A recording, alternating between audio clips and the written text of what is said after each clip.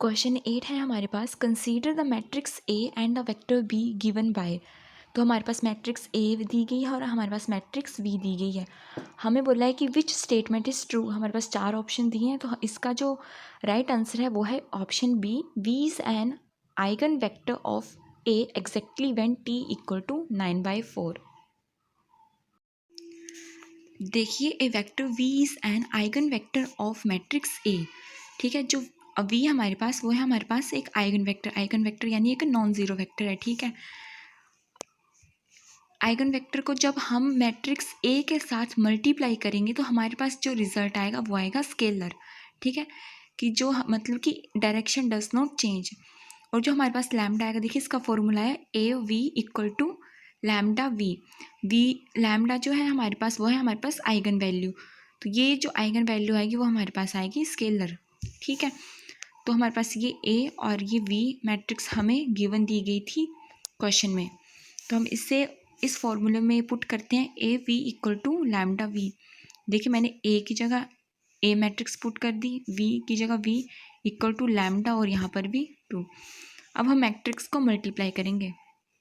देखिए 2 into 2 plus 3 into 1। ठीक है, और ये t इंटू 2 प्लस -1 इंटू 1। देखिए ये क्या हमारे पास 2 क्रॉस 2 की मैट्रिक्स।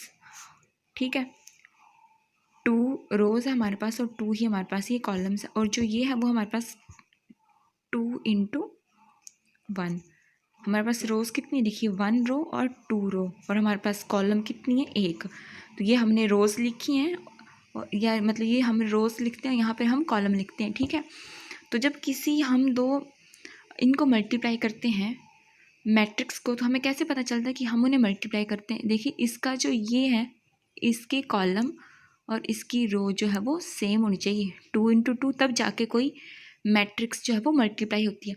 अगर बाई चांस यहाँ पर 3 होता, ठीक है, 2 की जगह 3 होता, 2 क्रॉस 3 की अगर ये मैट्रिक्स होती तब ये मल्टीप्लाई नहीं होनी थी। ठीक है, हमने इसे मल्टीप्लाई किया, ये आ गया हमारे पास 4 + 3, और ये हमारे पास आया 2t-1 इक्वल टू लैम्डा। और ये अब देखिए 4 + 3 हमारे पास आया 7, और ये हमारे पास नीचे। अब हम क्या करेंगे, इक्वल टू यानी बीच में, अब हम इक्वेट करेंगे, इक्वेटिंग। देखिए 7 equal to lambda 2, 7 equal to lambda 2, और नीचे हमारे पास आएगा 2t-1, और ये इक्वल टू है बीच में लैम्डा। अगर मैं इसे ऐसे रखूँ, ठीक है, तो ये आएगा 7 इक्वल टू लैम्डा 2, तो हमने इसे लिख लिया 7 इक्वल टू लैम्डा 2। और दूसरा आएगा हमारे पास, देखिए ऐसे करके 2t-1 इक्वल टू लैम्डा। तो यहाँ से हम लैम्डा की वैल्यू निकाल लेंगे, लैम्डा आएगा हमारे पास 7/2। और जो सेकंड इक्वेशन थी ये 2t-1 इक्वल टू लैम्डा, यहाँ से हम t की वैल्यू निकाल लेंगे। यहाँ पे हमने लैम्डा की वैल्यू पुट की, यहाँ से 7/2। जब हम इसे सॉल्व करेंगे तो हम t की वैल्यू निकालेंगे 9/4। तो जो ऑप्शन बी था उसमें दिया था कि t equal to 9/4। Option B था हमारे पास, v is an eigen vector of a exactly when t equal to 9/4।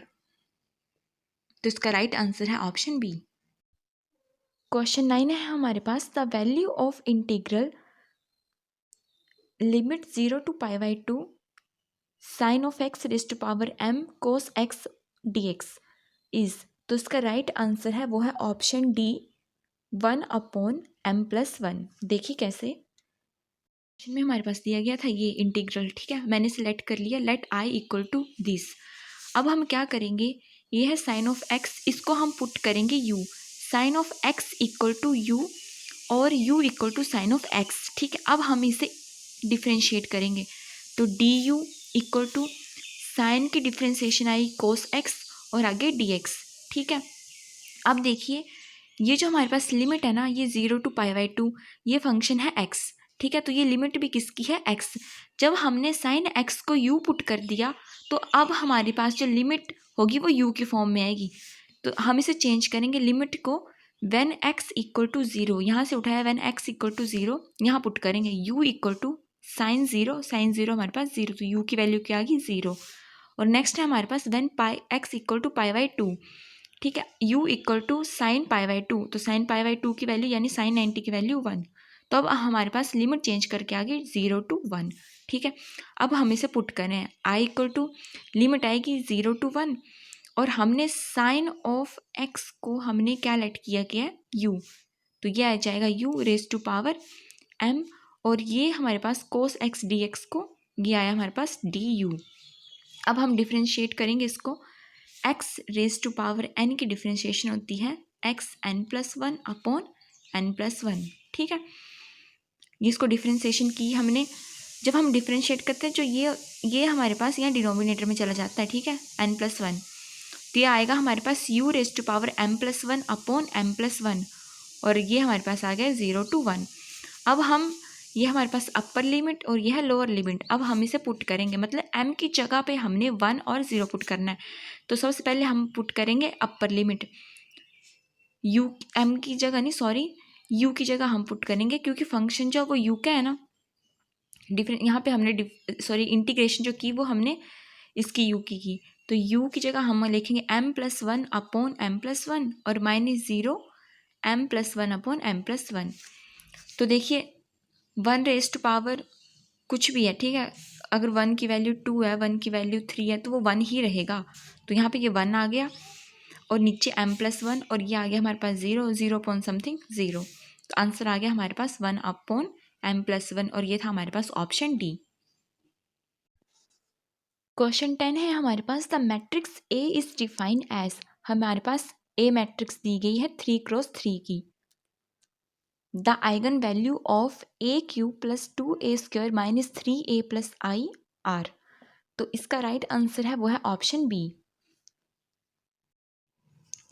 ये हमारे पास ए मैट्रिक्स दी गई है, देखिए ये आपको ये दिख रहा है ना, ठीक है, ये 3 ज़ीरोज़ है यहाँ पर, ये ऐसे एक ट्रायंगल फॉर्म बना रही है ये। तो ऐसी मैट्रिक्स जिसमें ऐसे करके ज़ीरोज़ मतलब ट्रायंगुलर फॉर्म बना रहे हैं वो होती है का अपर ट्रायंगुलर मैट्रिक्स। ठीक है, और ऐसी जो है मैट्रिक्स की आइगन वैल्यू आते हैं इसके डायगोनल एलिमेंट्स ये। तो हमारे पास आइगन वैल्यूज आ गई 1, -1 and -3। If a matrix has eigen value lambda then a² equal to lambda square, a³ equal to lambda cube और आई हमारे पास आ जाएगा 1। ठीक है, ये हमें क्वेश्चन से गिवन दिया गया था। ठीक है, हमें ये बोला गया है कि the eigen values of this, कौन क्या आइगन वैल्यू होगी, हमें वैल्यूज़ निकालनी है। तो हम ये ए की फॉर्म में दी गई, हम इसे लैम्डा की फॉर्म में लिख सकते हैं कि F of lambda equal to A की जगह लैम्डा और ये आई वैसा का वैसा। ठीक है, फॉर लैम्डा इक्वल टू 1 यानी एफ ऑफ 1 लैम्डा की जगह हम 1 पुट कर रहे हैं, तो लैम्डा क्यूब यानी 1 क्यूब, ये स्क्वायर तो 1 का स्क्वायर और ये आएगा 1 और आई की जगह आएगा 1। तो जब हम इसे सॉल्व कर लेंगे तो आंसर आएगा 1। फिर हम वैल्यू पुट करेंगे फॉर लैम्डा इक्वल टू -1, इधर हम लैम्डा की जगह -1 पुट करेंगे तो -1 का क्यूब -1, -1 का स्क्वायर आएगा हमारे पास 1 और ये माइनस और ये आ जाएगा हमारे पास +3, या हमें सॉल्व करके आएगा हमारे पास 5। सेम हम करेंगे फॉर लैम्डा इक्वल टू -3, तो एफ ऑफ -3 यहाँ पे हम पुट करेंगे लैम्डा की जगह -3, तो इसे सॉल्व करके हमारे पास आंसर आएगा 1। तो हमारे पास आंसर आया 1, 5 और 1। तो इसका राइट आंसर है हमारे पास ऑप्शन बी 1, 5, 1। क्वेश्चन 11 हमारे पास दिया गया, the determinant of the metric tensor corresponding to d² equal to 5 dx1 का होल स्क्वायर प्लस 3 dx2 का होल स्क्वायर प्लस 4 ds3 का whole square -6 dx1 dx2 plus 4 dx2 dx³ is equal to, तो इसका right answer है option D 4। देखिए ये question हमें question में गिवन दी गई थी। ठीक है, हमें बोला है कि हमें डिटर्मिनेंट निकालना है मैट्रिक टेंसर का, तो मैट्रिक टेंसर होता है हमारे पास ये। ठीक है, तो quadratic form of the line element d² equal to gij dxi dxj। यहाँ पे हमारे पास d² है हमारे पास ये डिस्टेंस है, ठीक है। देखिए जो आई की वैल्यू है वो आएगी हमारे पास 1 2 3 और हमारे पास जे की वैल्यू भी आएगी 1 2 और 3। तो इससे हमने यहाँ पे मैट्रिक टेंसर लिखा G of I J where I and J value are 1 2 3। तो देखिए G11 G12 G13, ठीक है, G21 G22 and G23 G31 G32 and G33, ये हमारे पास आ गए डायगोनल एलिमेंट्स, ठीक है। तो देखिए ये जो हमारे पास इक्वेशन है ना, हमने इस इक्वेशन से इन ये जो सारी वो है वैल्यूज़ हमने लिखनी है। देखिए स्क्वायर टर्म्स जो है वो goes directly to the diagonal. जो हमारे पास स्क्वायर टर्म्स है वो है हमारे पास डायगोनल की टर्म्स। ये क्या है हमारे पास 5dx1 2। तो इसका मतलब है देखिए dxi का होल स्क्वायर वेयर आई 1 2 3, हमारे पास ये है 5dx1 का होल स्क्वायर, ठीक है। तो जिसके साथ जो वैल्यू है ये वाली, ये हमारे पास आ गई G11 की वैल्यू। सेम ऐसे करके इसकी जो है, ठीक है, वो आएगी हमारे पास G22 की वैल्यू 3 और ये हमारे पास इसकी स्क्वायर की वैल्यू आ गई, इस वाले जो ये स्क्वायर की वैल्यू थी उसकी हमारे पास वैल्यू होगी G33, ठीक है। हमारे पास इसकी इसकी और इसकी वैल्यू आ गई। अब हमने इन तीन की निकालनी है और इन तीन की निकालनी है, ठीक है। देखिए इसमें जो था डायगोनल एलिमेंट्स में आई और जे की वैल्यू थी इक्वल, ठीक है, लेकिन इनमें है अलग अलग। अब देखिए ये हमें क्वेश्चन में दिया गया है, देखिए ये और ये, यहाँ पे आई की वैल्यू 1 है और जे की वैल्यू 2 है, और इसमें आई की वैल्यू 2 है और जे की वैल्यू 3 है। तो dxi और dxj for I does not equal to j are split equally between g of ij and g of ji, ठीक है, मेकिंग द मैट्रिक्स सिमेट्रिक। जो इसकी वैल्यू है ना, जो आई मतलब जो आई और जे है, मीन्स जो जी ऑफ आई जे की वैल्यू और जी ऑफ जे आई की वैल्यू वो आएंगी इक्वल, ठीक है। तो ये हमने लिखा G12 dx1 और dx2 प्लस G2i dx2 और dx1। देखिए इन हमने बोला कि इसकी और इसकी वैल्यू सेम है, यानी G12 को हम लिख सकते हैं, सॉरी G12 और G21 इक्वल है, ठीक है। तो उसकी जगह हम ये भी लिख सकते हैं, ठीक है, G12 इसकी जगह हम ये वैल्यू लिख सकते हैं, ठीक है। तो जब ये चीज़ भी सेम और ये चीज़ भी सेम है तो ये ऐड होके बन जाएगी 2G12 dx1, और ये इसको हम ऐसे भी लिख सकते हैं 2G21 dx1 और dx2, यानी i की वैल्यू 1 है और j की वैल्यू 2 है, ठीक है। ये नीचे लिखा है मैंने इसको, ये आप देख सकते हैं, ठीक है। तो हमारे पास ऐसी वैल्यू, ये 2 वैल्यूज़ है हमारे पास, जहाँ पे ये है आई की वैल्यू 1 और जे की वैल्यू 2, आई की वैल्यू 1 ये और जे की वैल्यू 2, ठीक है। तो ये है हमारे पास -6 dx1 और dx2। तो